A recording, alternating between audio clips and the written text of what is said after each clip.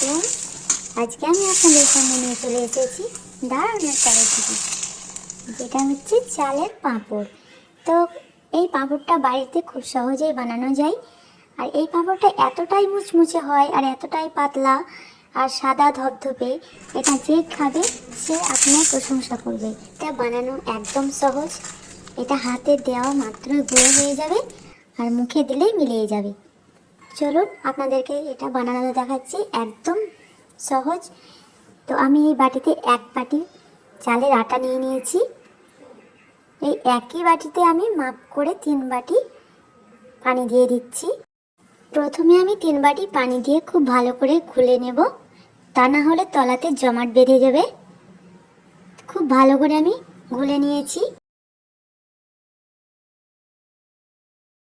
এবার এর মধ্যে আমি দিয়ে দেব আরও 5 বাটি পানি। টোটাল আমি 8 বাটি পানি দেব। পরে যখন পানিটা ফুটে আসবে তখন আর 1 বাটি দিয়ে দেব। মোট আমি এখানে 9 বাটি পানি দিব। 1 বাটি পানির জন্য 1 বাটি আটার জন্য 9 বাটি পানি লাগবে। তো এখানে আমার আটাটা গুলে নেওয়া হয়ে গেছে। এবার আমি গ্যাসটাকে জ্বালিয়ে খুব ভালো করে নাড়তে থাকবো। নাড়াচাড়া বন্ধ করা যাবে না, তা না হলে তলাতে জমাট বেঁধে যাবে। একইভাবে আমি অনবরত নাড়াচাড়া করতে থাকবো। আর যে কোনো একটা বাটি মাপ করে নেবেন, যেটাতে আটা নেবেন সেটাতেই পানি নিতে হবে।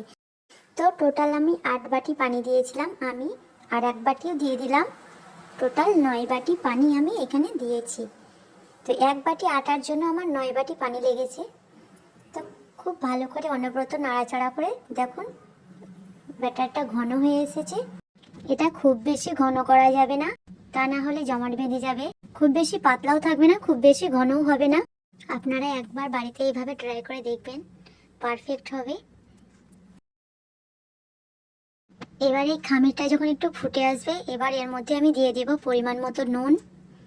নুনটা আপনাদের টেস্ট অনুযায়ী দিবেন, কিন্তু পাঁপড়ের মধ্যে একটু হালকা নুন হলেই ভালো লাগে। এবার আমি এই খামিরটাকে খুব ভালো করে ফুটিয়ে নেব, দিয়ে আমি গ্যাসটাকে অফ করে দেব। গ্যাসটাকে আমি অফ করে দিয়েছি। এবার এর মধ্যে আমি কিছু মশলা অ্যাড করব। তার জন্য আমি প্রথমে দিয়ে দিব ধনিয়া পাতা কুচি। এবার এর মধ্যে দিয়ে দিচ্ছি সামান্য জিরে,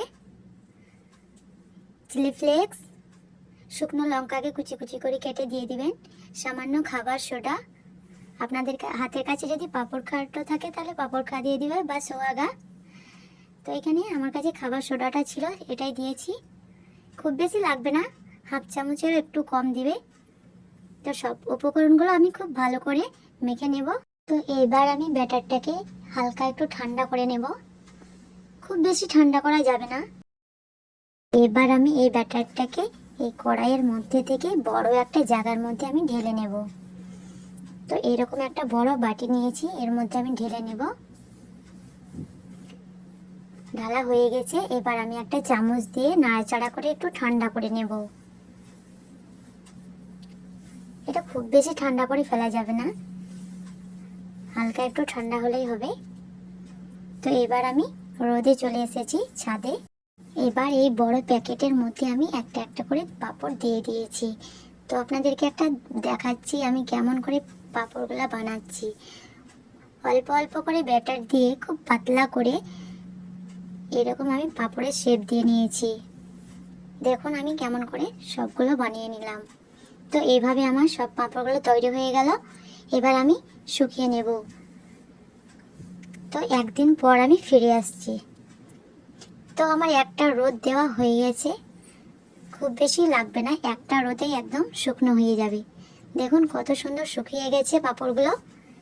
আমার একটার মাত্র রোদ লেগেছে, একদিন পরই ভাজা হবে। তো এবার আপনাদেরকে আমি একটা বাটির মধ্যে তুলে নিয়েছি, এবার আমি ভেজে দেখাবো।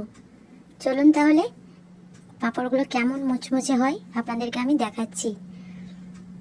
কত সুন্দর পাতলা হয়েছে দেখুন, আর পাঁপড়গুলো একদম সাদা ধবধবে। তো চলুন দেরি না করে আপনাদেরকে একটা ভেজে দেখাচ্ছি কেমন হয়েছে পাঁপড়গুলো। আমি কড়াইয়ে তেল গরম করে নিয়েছি, এবার একটা একটা করে পাঁপড়গুলো আমি ভেজে নেব।